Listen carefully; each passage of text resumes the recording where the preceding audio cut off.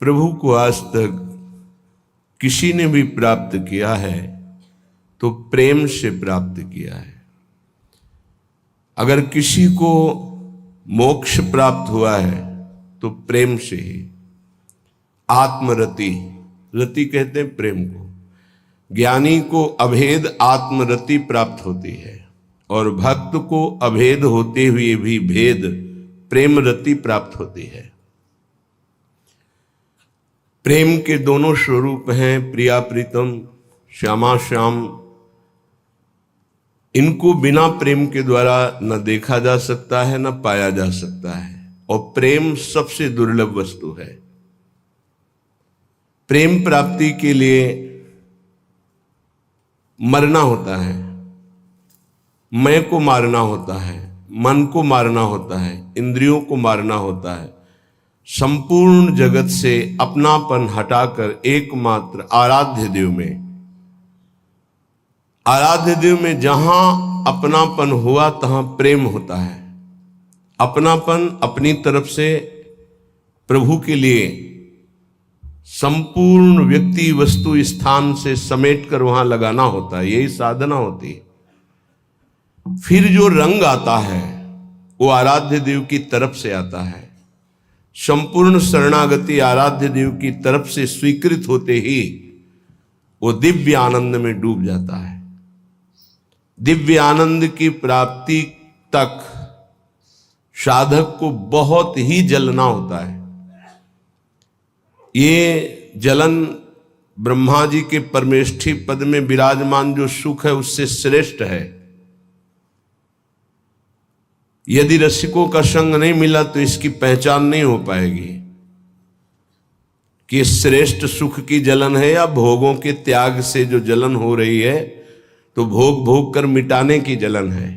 ये रसिकों के संग से पता चलता है।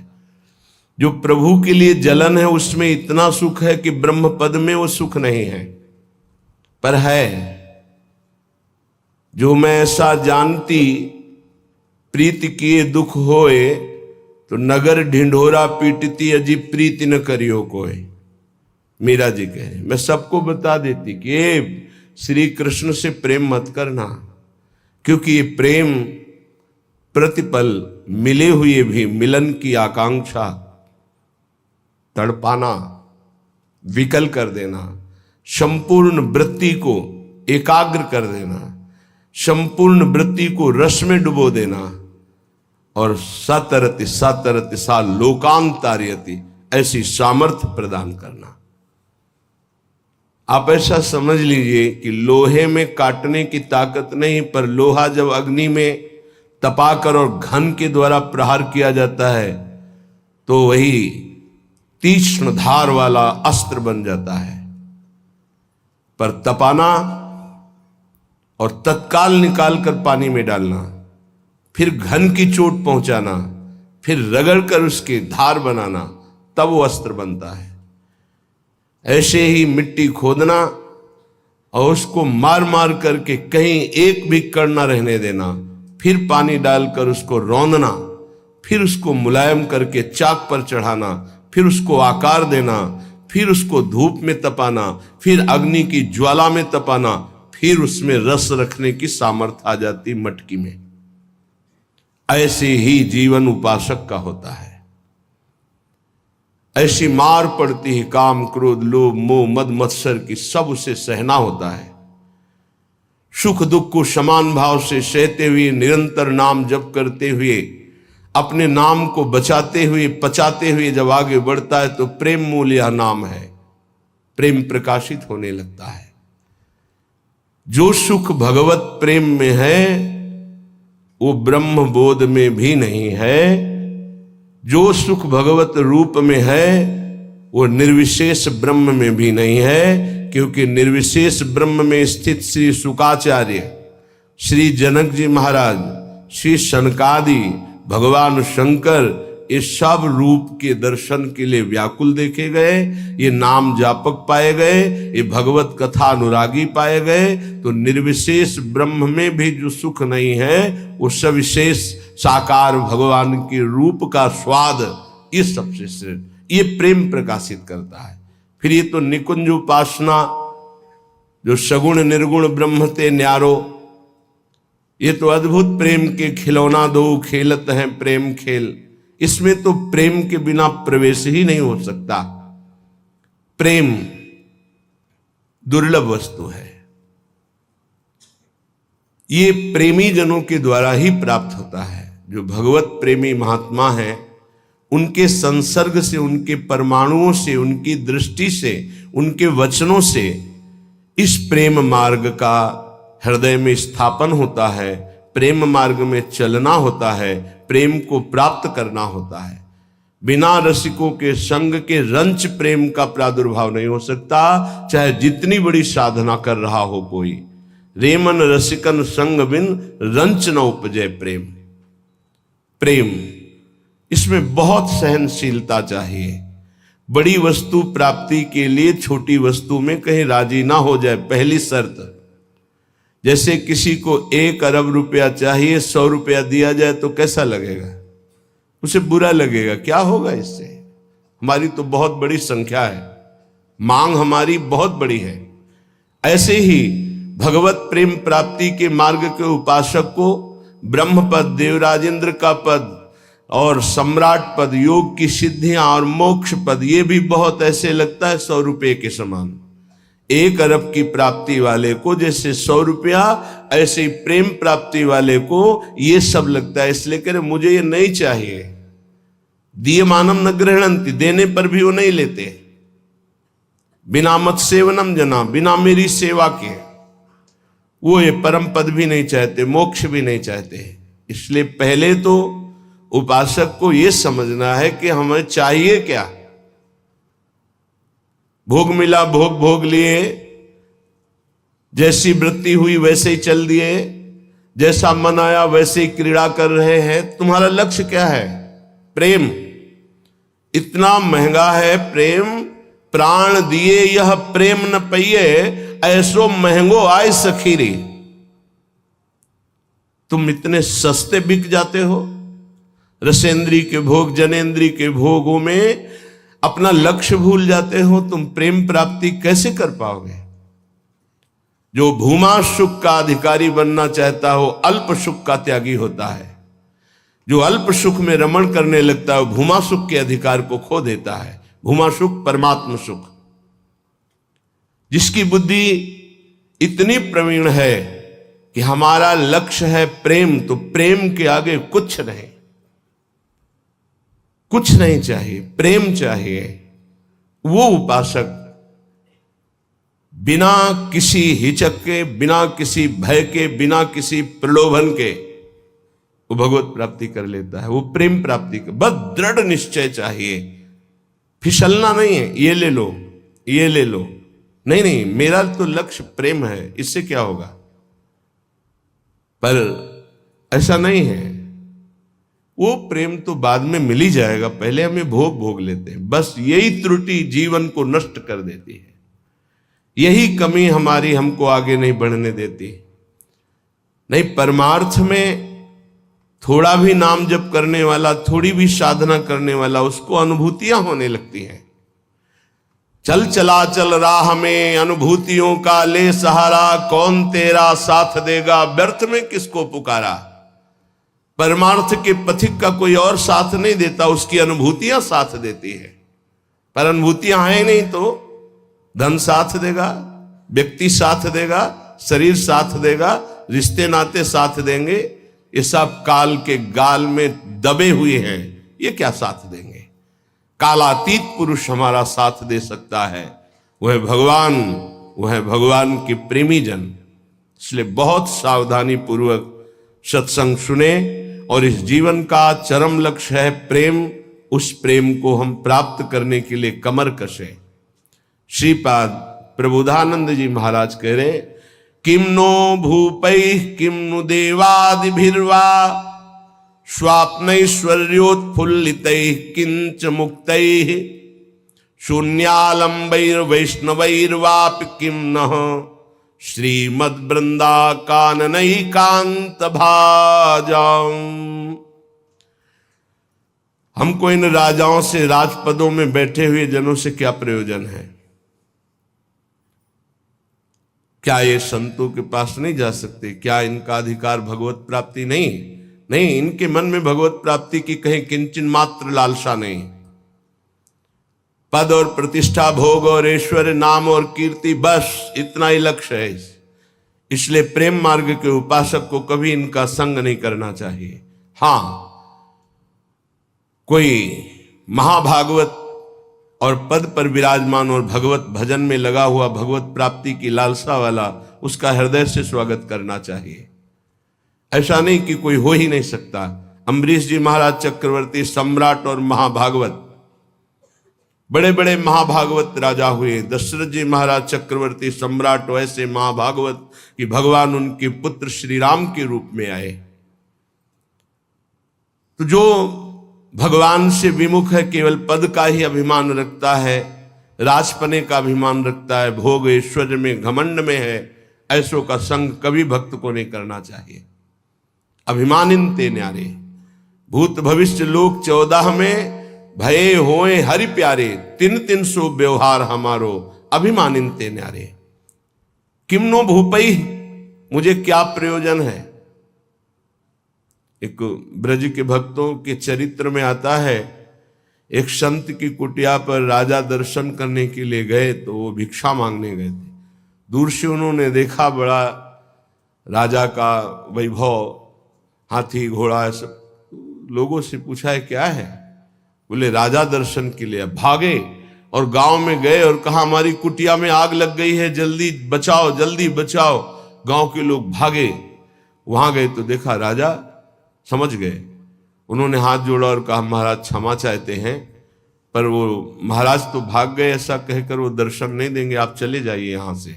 यदि आप अपना मंगल चाहते हैं तो महात्मा को कष्ट मत दीजिए, वो आपसे मिलना नहीं चाहते, आप चले जाइए यहाँ से। वो चले गए। किम भूपई, मुझे क्या प्रयोजन है।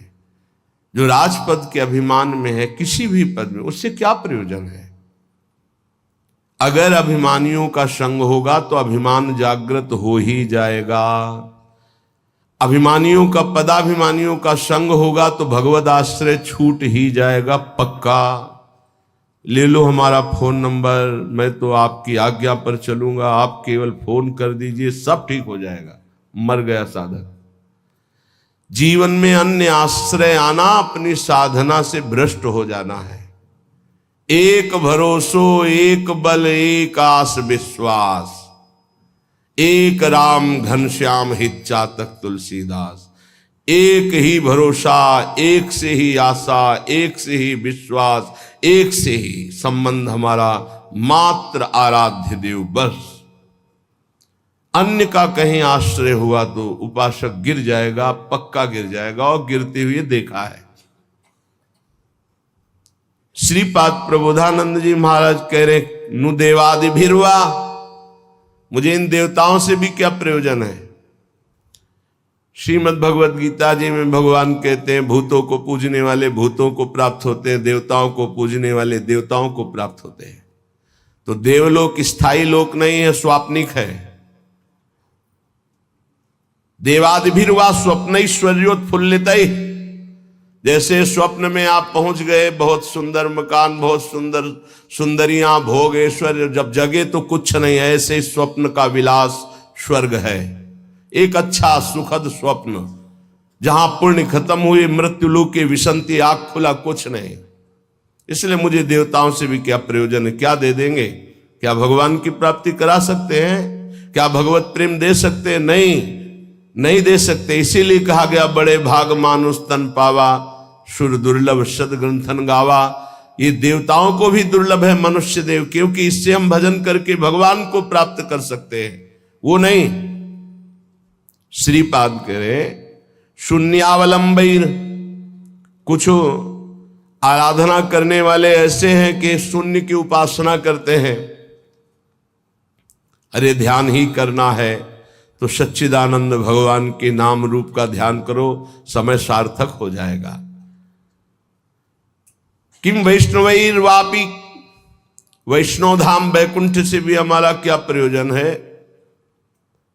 ये तो सखाओं को पसंद नहीं आया। जब सखाओं ने जाना, नंद बाबा को वरुण के पार्षद ले गए थे, और श्री कृष्णचंद्र जो जब उनको मुक्त कराने के लिए गए तो जो लोकपाल वरुण ने साष्टांग दंडवत की और अर्घ पूजा और उपासना वो नंद बाबा ने देखी। मेरे लाला को बड़े बड़े देवता लोकपाल दंडवत कर रहे हैं। और स्तुति जब की तो सुना नंद बाबा ने, तो आके ब्रजवासियों से बताया मेरा लाला तो भगवान है। सखाओं ने कहा क्यों कन्हैया तू भगवान है? बाबा कह रहे थे तू भगवान है। तो भगवान है तो वैकुंठ दिखा।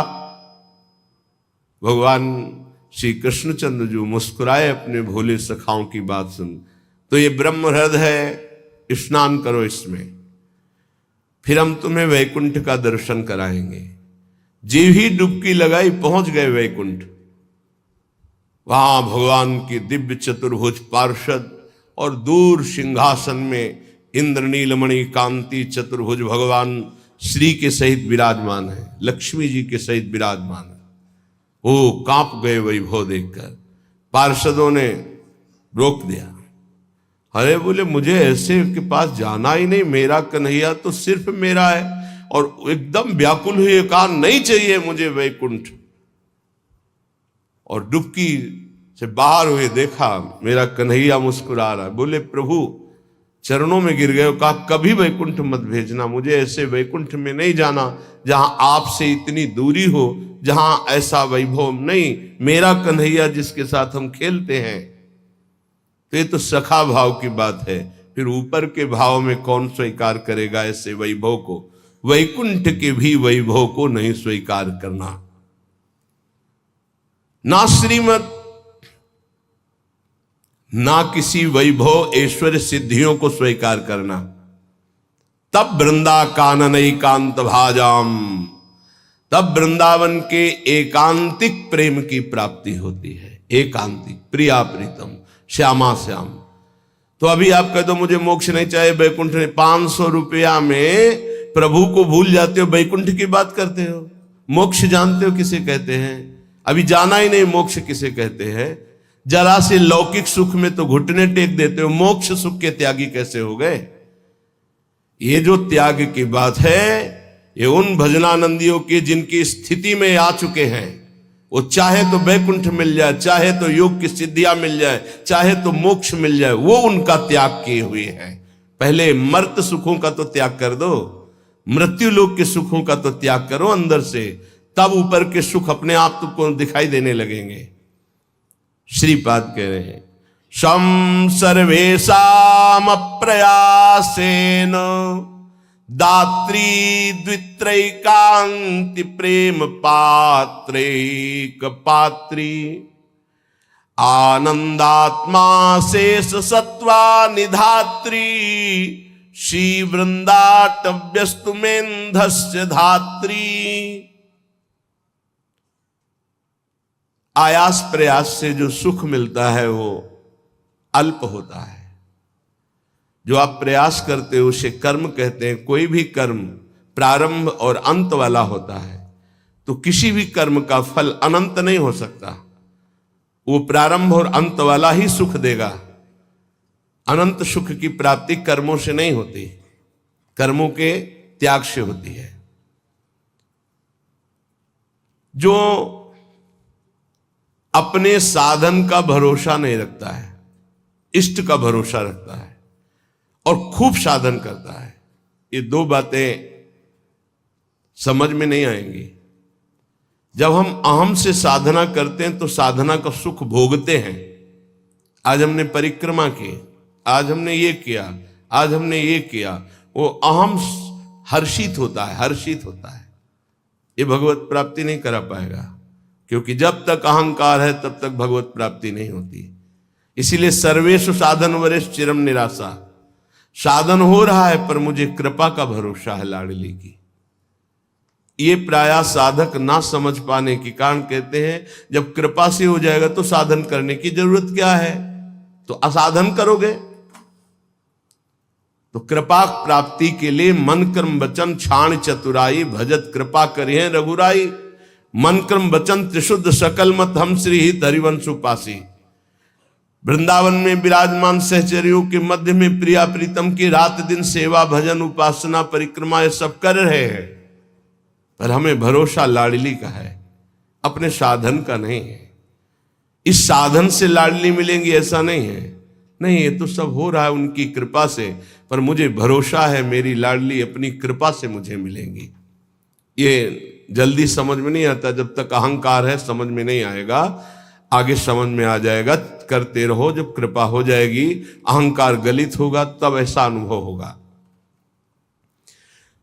तो दुत्रैकांति, 2 या 3 ऐसे लोग पाए जाते हैं।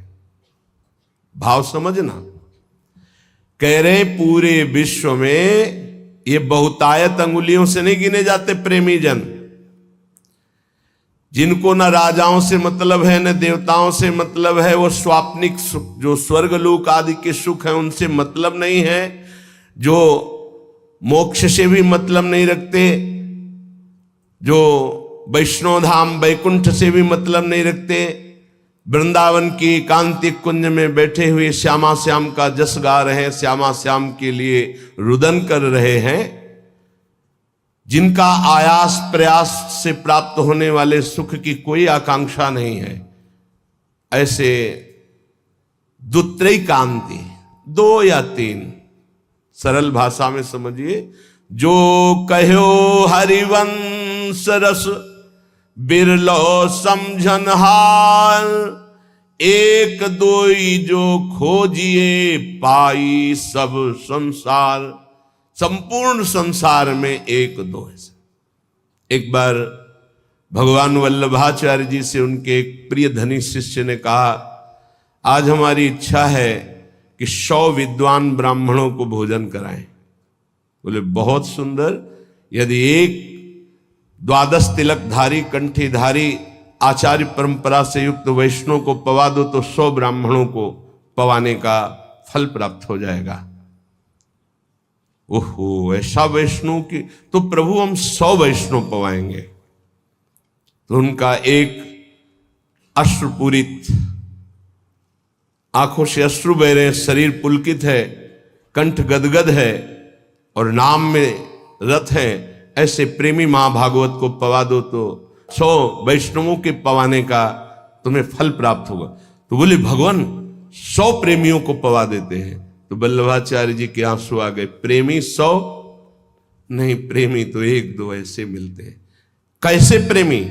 यहां शर्त है, जिनका ना राजाओं से प्रयोजन है, ना देवताओं से प्रयोजन, ना वैकुंठ से प्रयोजन, ना मोक्ष से प्रयोजन, केवल प्रियालाल के लिए तड़प रहे गदगद सुर, नैना सजल दंपति रस रहे भीन, ईगति वृंदा विपिन में फिरे प्रेम तल्लीन। ऐसे प्रेमी जनों का सानिध्य और दर्शन, ये विशेष भगवान की कृपा होती है, विशेष कृपा।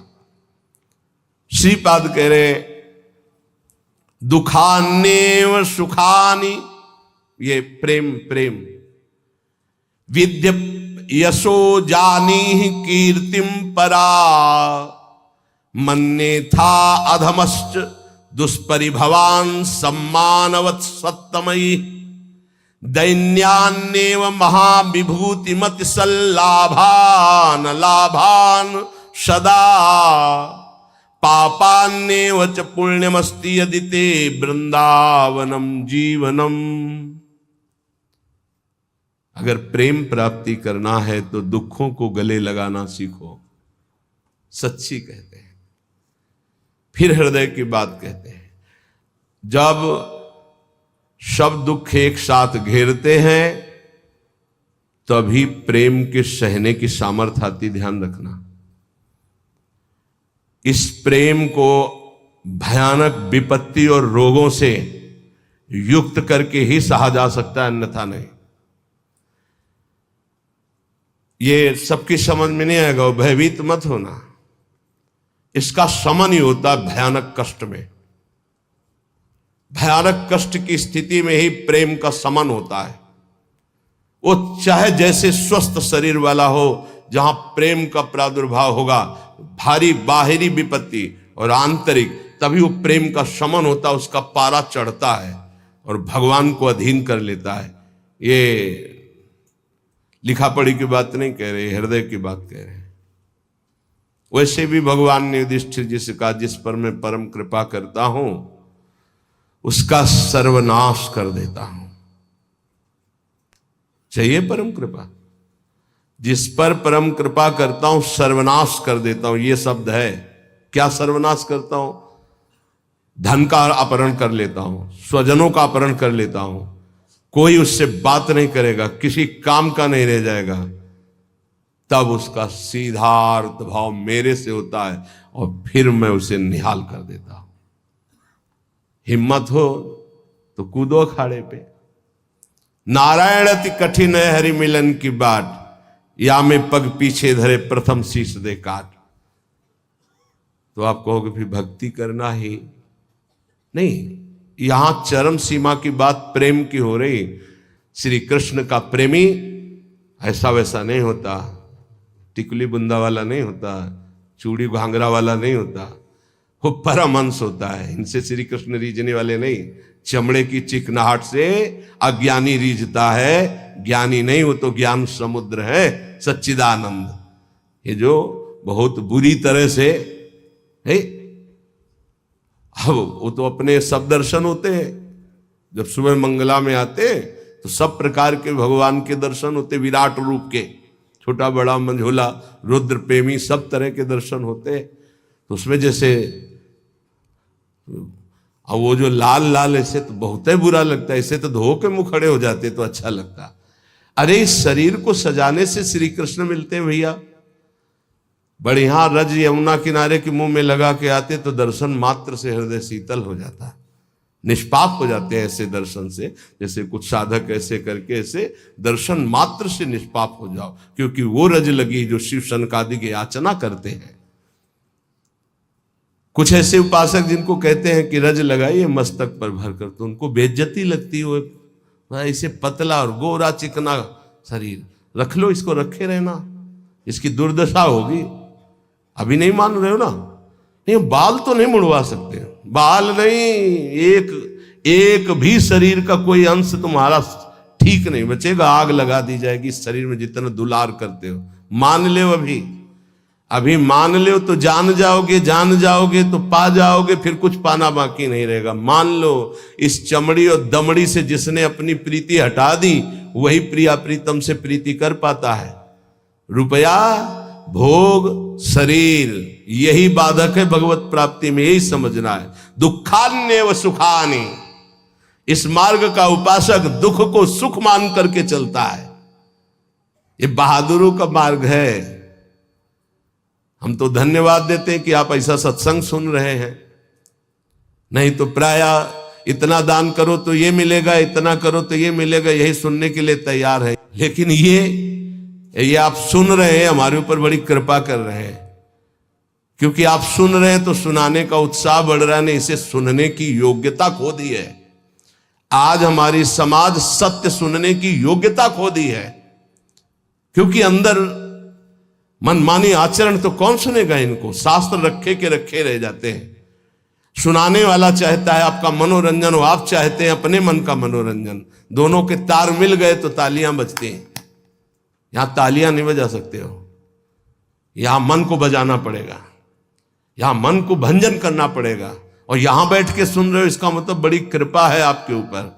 जब द्रवई दीन दयालु राघो तो साधु संगति पाइए। दुखान्येव सुखानि विद्य अपयशो जानी ही कीर्तिम पराम।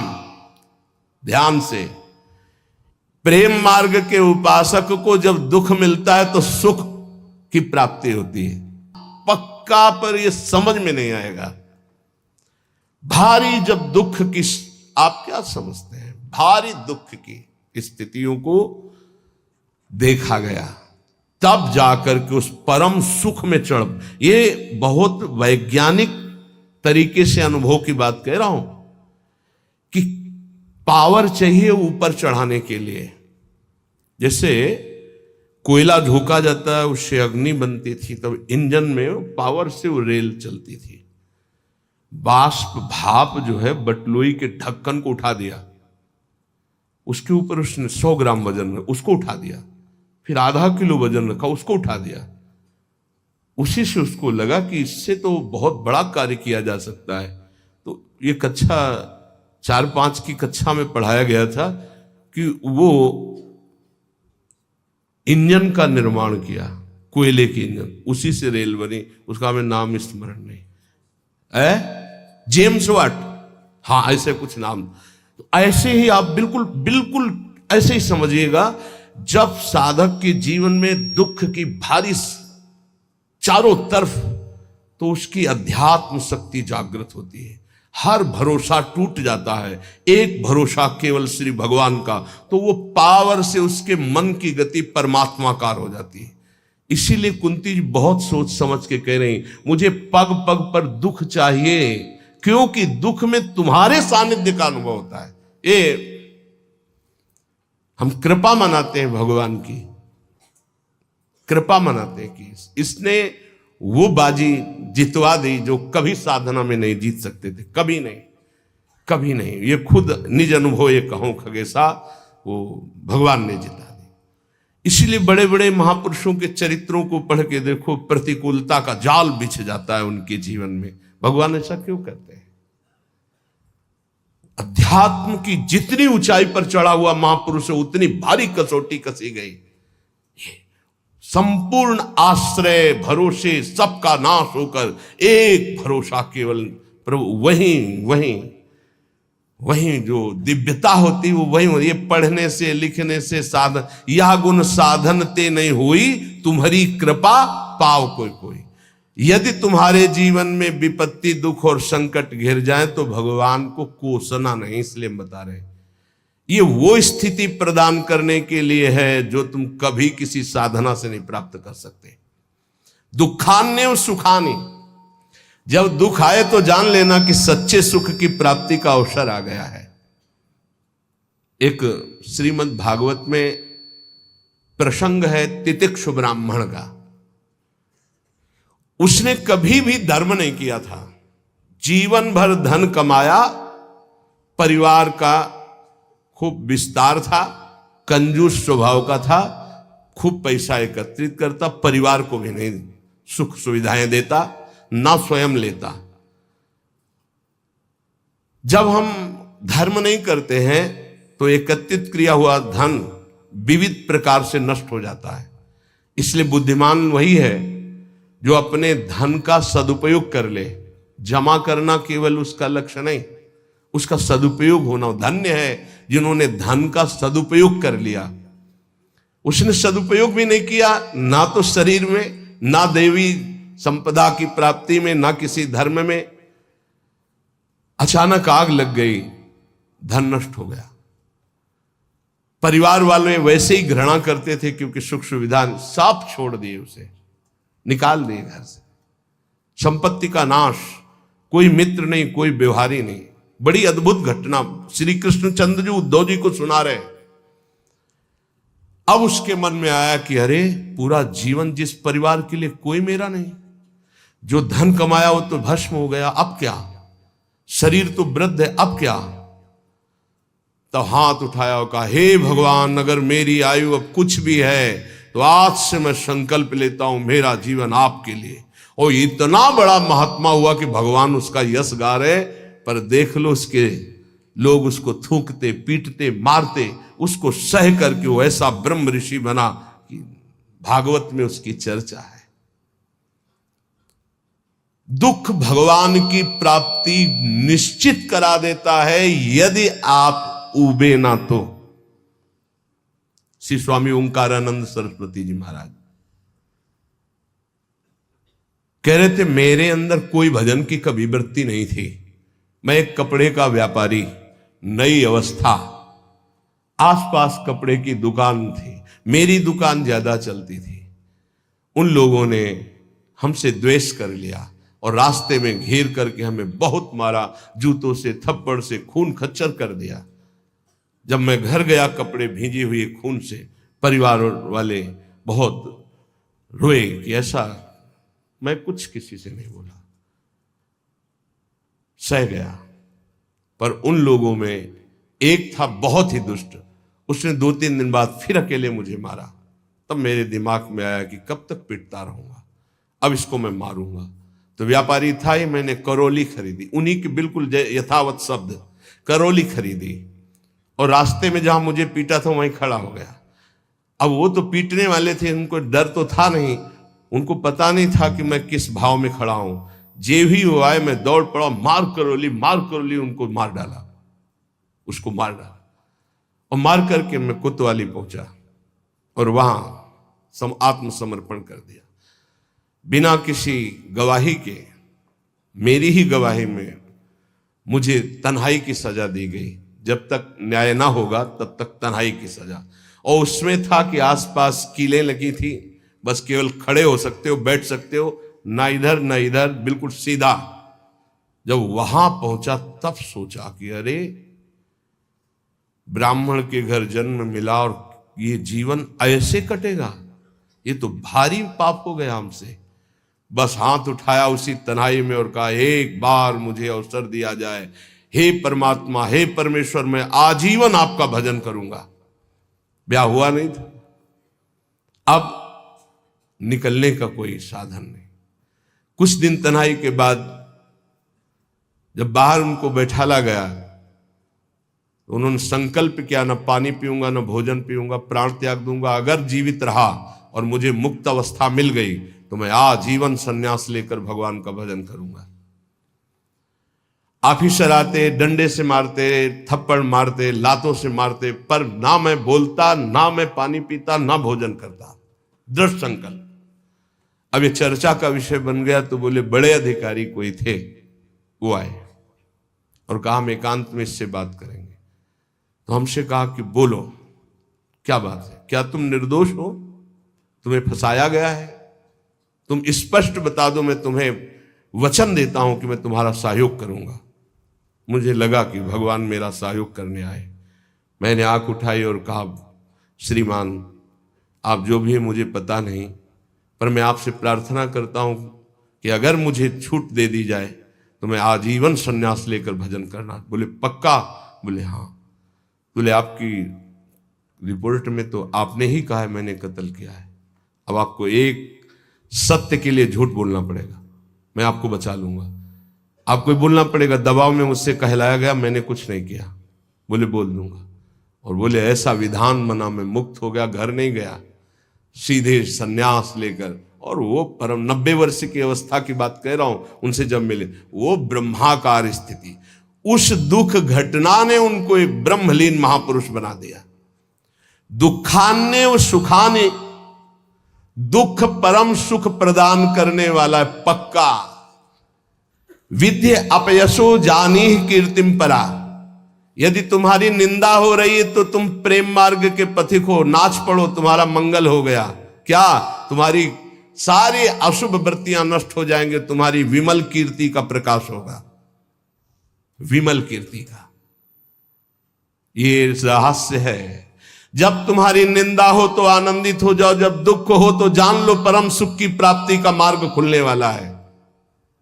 पर बहुत धैर्य की जरूरत है, बहुत धैर्य की जरूरत। मन्ने था अधमश्च दुष्परिभवान सम्मानवत् सत्तमयी, अधम पुरुषों द्वारा किया हुआ प्रहार और अपमान, तू उसे महान सम्मान के समान गले लगा ले, क्योंकि तुझे प्रेम प्राप्त करना है प्रेम प्राप्त करना। दुख को महान सुख प्राप्ति का हेतु समझकर सहजा, निंदा को विमल कीर्ति के समान सहजा तो विमल कीर्ति हो जाएगी। और नीच पुरुषों द्वारा, अधम पुरुषों द्वारा किया हुआ अपमान, प्रहार, उसे गले लगाओ। यह है अध्यात्म, यह अध्यात्म है, इसे अध्यात्म कहते हैं। ये शास्त्रों में लिखा ही है, बहुत कम है जो है ऐसे जो इसको धारण करते हैं, नहीं तो अब केवल मनोरंजन रह गया है।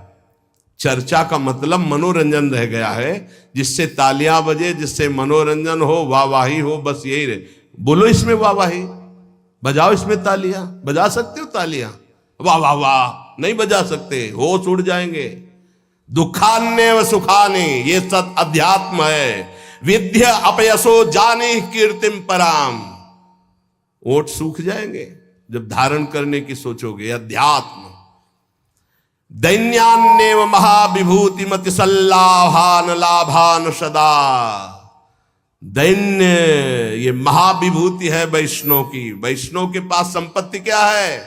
दैन्य। यही दरबार दीन को आदर रीति सदा चली आई। दैन्य। दैन्यान्यो महाविभूति मति सल्लाभान लाभान सदा।